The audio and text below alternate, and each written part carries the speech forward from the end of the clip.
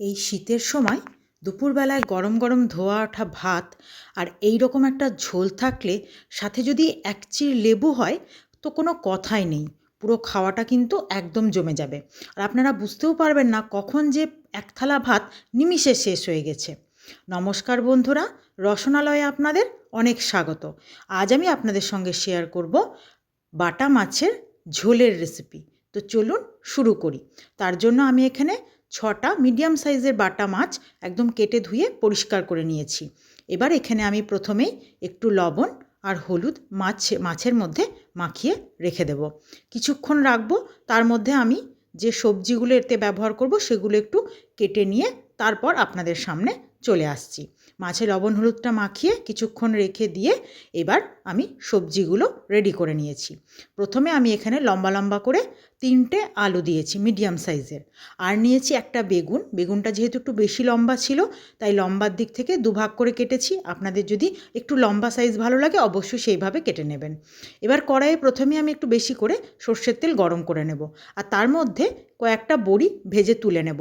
আপনাদের যদি পছন্দ হয় আপনারা একটু বেশি করে বড়ি দিতে পারেন, আমার যতটুকু পছন্দ আমি সেই অনুযায়ী দিয়ে নিয়েছি। এবার বড়িটা বেশ একটু লাল করে ভেজে তুলে নিয়ে ওই তেলের মধ্যেই আমি মাছটাও ভেজে নেব। মাছ সবসময় আমি একটু হালকা ভাজি, তাতে মাছের স্বাদটা খুব ভালো থাকে।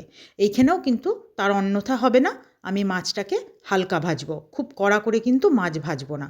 এবার মাছটা ভেজে তুলে নিয়ে ওই তেলে আমি সব মাছগুলোকেই ভেজে নেব, নিয়ে তারপর ওই তেলের মধ্যেই কিন্তু আমি রান্নাটা করব। আর যদি বাই চান্স তেলটা একটু কমে যায় তখন একটু তেলটা দিয়ে নিতে হবে।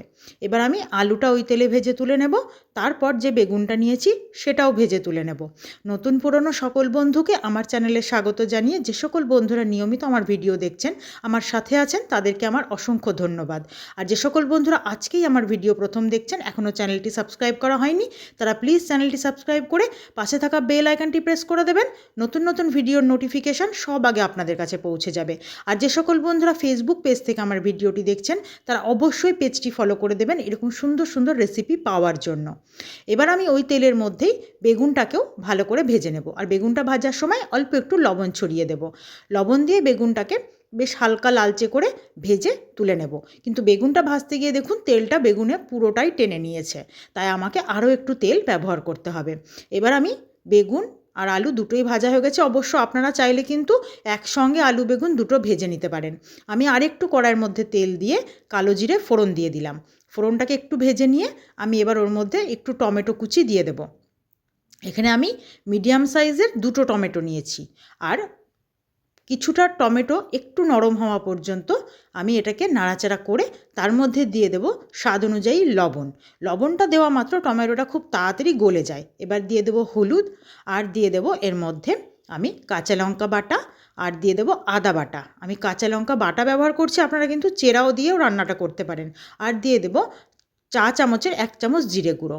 এবার খুব ভালো করে তেলের মধ্যে মশলাটাকে কষিয়ে নেব, আর কষানোর সময় ভালোভাবে কষানোর জন্য সামান্য একটু জল ব্যবহার করব। এইভাবে শীতের সময় যে কোনো রান্নায় খুব কম মশলাতেই কিন্তু খুব ভালো স্বাদ হয়ে যায়। আর তারপর মশলাটা কষানো হয়ে গেলে ভেজে রাখা আলু আর বেগুন এর মধ্যে দিয়ে খুব ভালো করে মশলার সঙ্গে মিশিয়ে নেব। শীতের রান্নায় আমি যেটা বলছিলাম যে কম মশলাতে কিন্তু রান্না খুব সুস্বাদু হয়, আর প্রত্যেকটা জিনিস খেতেও যেন খুব ভালো লাগে।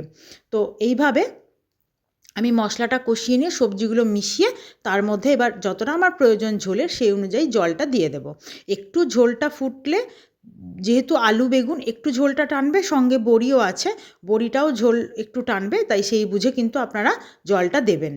তো এবার আমি তার মধ্যে বড়িগুলোও দিয়ে দেব। বড়িটা দিয়ে একটু ঢাকা দিয়ে ফুটতে দেব আলুটা একটু সেদ্ধ হওয়া পর্যন্ত। বেগুন তো যেহেতু ভাজা আছে ভালো করে, বেগুন সেদ্ধ হয়েই আছে, শুধু আলু আর একটু বড়িটা নরম হওয়া পর্যন্ত আমাকে এটা ফুটিয়ে নিতে হবে। দেখুন আমার ঝোলটা কিছুটা কমেছে। এবার আমি এর মধ্যে ভেজে রাখা মাছগুলো দিয়ে দেব। মাছগুলো দিয়ে খুব বেশি ফোটানোর দরকার নেই, আলুটা সেদ্ধ হয়েছে কিনা সেটা শুধু আগে দেখে নিতে হবে। এবার আমি মাছগুলো দিয়ে সামান্য একটু ফুটিয়ে, এবার তার আগে আমি এর মধ্যে দিয়ে দেব একটু কুচানো ধনেপাতা আর 2-4টে চেরা কাঁচা লঙ্কা। চেরা কাঁচা লঙ্কা আর একটু ধনেপাতা কুচি দিয়ে সামান্য একটু ফুটিয়ে নিতে হবে।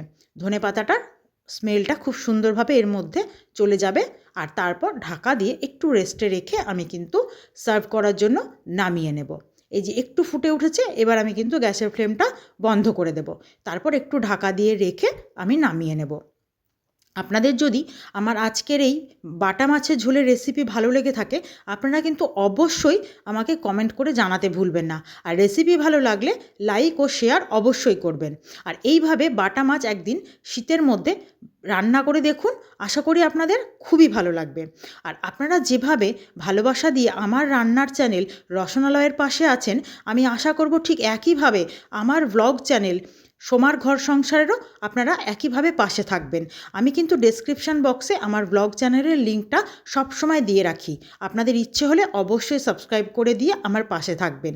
আপনাদের রেসিপি ভালো লাগলে আগেই বললাম লাইক শেয়ার কমেন্ট করতে ভুলবেন না। আজকের রেসিপি এই পর্যন্তই। ধন্যবাদ।